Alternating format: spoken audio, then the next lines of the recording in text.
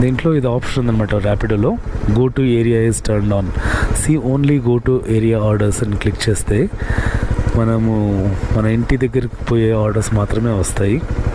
So ఇంటికి ఇంకా ఎన్ని కిలోమీటర్స్ ఉంది చూద్దాము.